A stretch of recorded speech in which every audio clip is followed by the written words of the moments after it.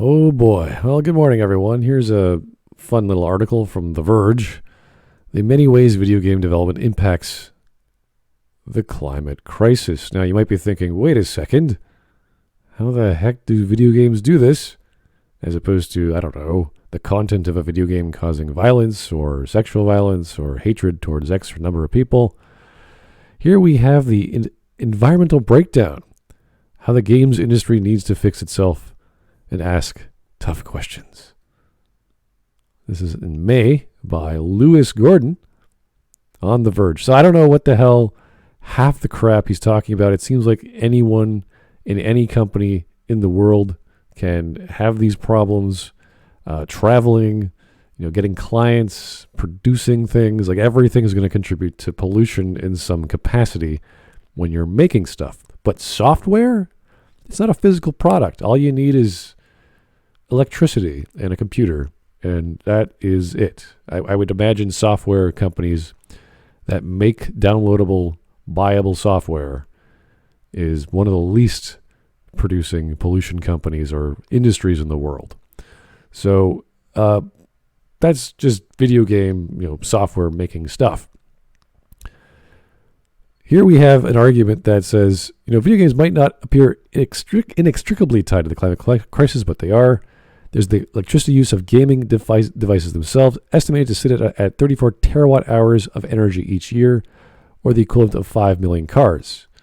So they're not saying that they use the same amount or type of fuel that a car does, but that the juice would equate to 5 million cars.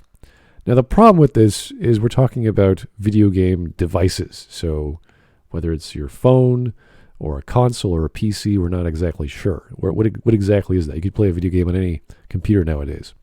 The problem is it doesn't make too much sense when you actually look at the stats for household appliances or appliances in general. Here is connectforclimate.org showing the consumption of energy from household appliances. So the major consumption is, in case you don't know, heating and cooling. In the summertime, you have to cool it. In the winter, you have to heat it. That's your house. That's how it goes. It goes all year round. So that's the majority of your energy usage. Then you have the water heater. That makes sense. You're using water all the time. You're cooking. You're showering. You're doing all sorts of things. Lighting, sure. Washer and dryer, I thought that'd be higher. Refrigerator, electric oven. Interesting. In the single-digit range of the actual energy usage per year. Smaller than that is the TV, DVD, and cable box. We're talking about entertainment. So that's less than 3%.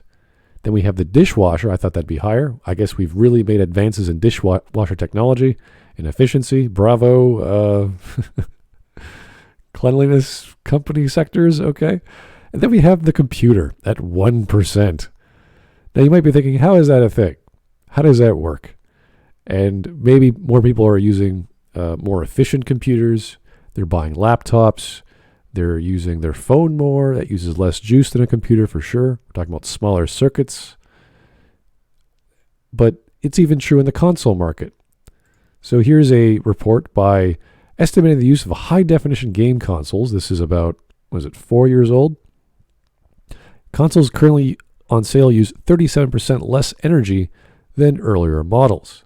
So I don't know exactly how we gauge the output of a GPU on a Sony PlayStation 3 to Sony PlayStation 4, but apparently they're being used or use less electricity. Additionally, the gaming part of those consoles only account for 50%.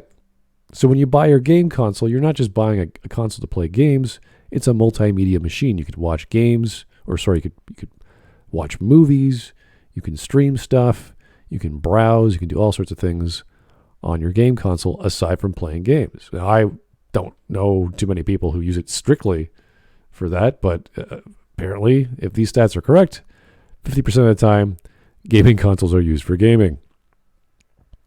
So we have plenty of stats to show that the gamers and the actual video game developers are pretty efficient in their power usage.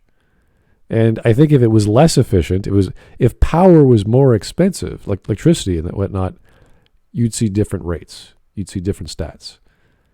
So this person goes on to talk about COVID, how it's affected people like they can't travel as much.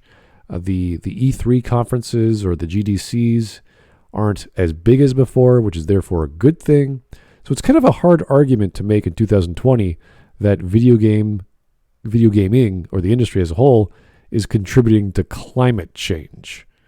It's almost bizarre to make this statement, but they go on and on for paragraphs and paragraphs, talking about individual companies who are trying their best, talking about server farms, which is not even related to video gaming. Yes, there are server farms used to host online games, but we're talking about a colo or a series of farms by all sorts of companies that people rent out for all sorts of other services outside of gaming. I mean, you can make the argument that Bitcoin miners who use GPUs to their limit would probably be using more energy and generating more heat and other things than the video game consoles or your smartphones.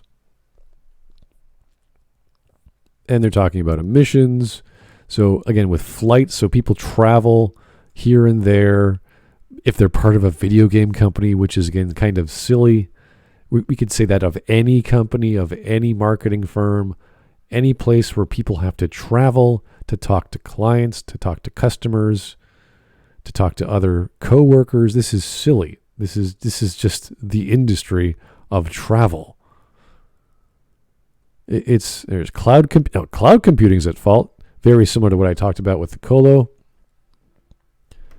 We're trying to put pressure on our cloud computing providers so those changes will trickle down, not just to us, but to the rest of the industry.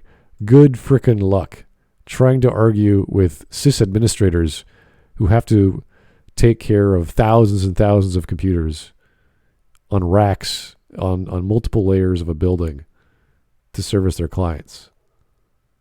It is a silly argument to make. I'm not even sure how this person managed to write so much about this nonsensical topic. There's something called Playing for the Planet. I don't know who that's for. Running games also comes with an ecological cost, according to Jonathan Kumi, a computer scientist and researcher who's investigated the energies of consoles, which I just linked to.